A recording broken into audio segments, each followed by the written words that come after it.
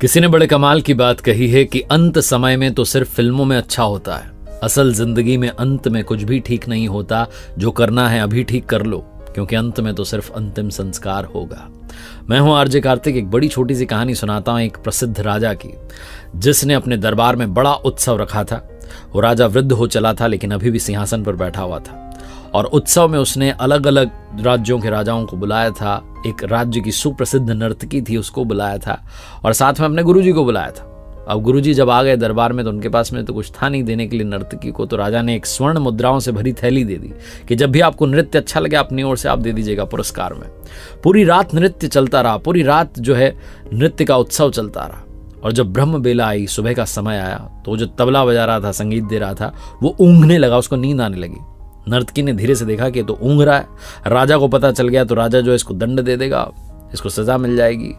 तो इसलिए नर्तकी ने अपने तबले वाले को जगाने के लिए, आगाह करने के लिए एक दोहा पढ़ा कि घड़ी गई थोड़ी रही, या में पल पल जाए, एक पलक के कारणे यूं ना कलंक लगाए, यूं ना जन्म गंवाए। जैसे ही ये बात तबले वाले ने सुनी, वो अलर्ट हो गया, सतर्क हो गया और शानदार तरीके से बजाने लगा तबला। और जैसे ये बात बाकी लोगों ने वहां पर सुनी, जो राजा का बेटा था, जो युवराज था, वो दौड़ के आया और उसने अपना मुकुट नर्तकी को दे दिया कि मेरी ओर से आपके लिए। तभी जो राजा की बेटी थी, राजकुमारी थी, वो दौड़ के आई और उसने अपना हार जो है नर्तकी को दे दिया कि मेरी ओर से भेंट आपके लिए। तभी गुरुजी अपने आसन से उठे और जाकर के स्वर्ण मुद्राओं की पूरी थैली उसको दे दी कि सब तुम्हारा, मैं चला। जहां राजा ने देखा कि सबको एक दोहा बोलकर के नर्तकी ने लूट लिया है, तो राजा अपने सिंहासन से खड़ा हुआ और कहने लगा कि क्या बदतमीजी चल रही है। एक दोहा बोलकर के तुमने सबको लूट लिया, जिनके पास में जो कुछ सब देते चले जा रहे हैं, क्या चल रहा है। राजा उसको डांटने लगा। तभी राजा के गुरु ने कहा कि बस राजन, इसको कुछ भी मत कहिए। इसके एक दोहे ने आज मेरी आंखें खोल दी। मैं पूरी उम्र, पूरे जीवन तपस्या करता रहा, जंगल में, वन में रहा, भगवान की भक्ति करी, और आज आपके कहने पर यहाँ नर्तकी का नृत्य देखने लगा, नर्तकी को स्वर्ण मुद्राएं पुरस्कार में देने लगा।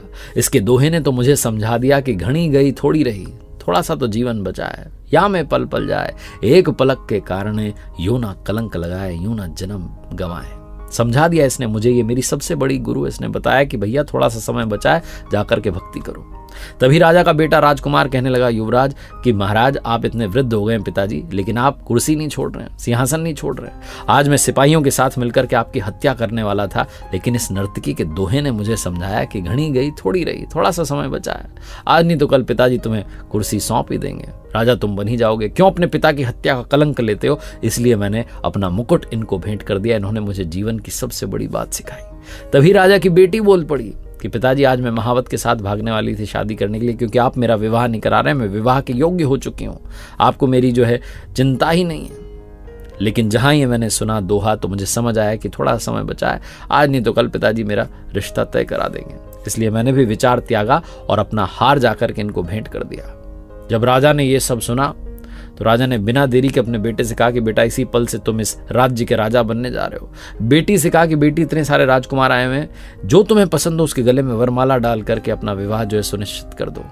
और राजा ने कहा मैं भी राजपाट छोड़ करके जंगल में जाऊंगा, तपस्या करूंगा, भगवान की भक्ति करूंगा।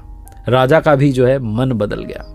और जब ये सब होने लगा, तो नर्तकी ने सोचा कि मेरे एक दोहे ने सबके जीवन को पलट दिया, और मैं अभी भी यही कर रही हूं। नर्तकी ने भी डिसीजन लिया कि वो नृत्य का काम छोड़ करके अब भगवान की भक्ति करेगी, क्योंकि घड़ी गई थोड़ी रही, या में पल पल जाए। ये कहानी राजा की, नर्तकी की, उनकी नहीं है, आपकी, हमारी कहानी है। हमारे जीवन में भी समय दौड़ता चला जा रहा है और थोड़ा सा बचा है।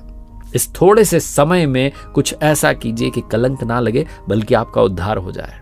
कुछ अच्छा करके दिखाइए। इसीलिए मैं कहता हूं, कर दिखाओ कुछ ऐसा कि दुनिया करना चाहे आपके जैसा। देखते रहिए हर सोमवार सुबह 9:30 बजे मेरे साथ एक नई कहानी। मैंने अपनी ऑफिशियल वेबसाइट www.rjkartik.in लॉन्च की है। जाइएगा, कुछ अमेजिंग कोर्सेज हैं, चेकआउट कीजिएगा।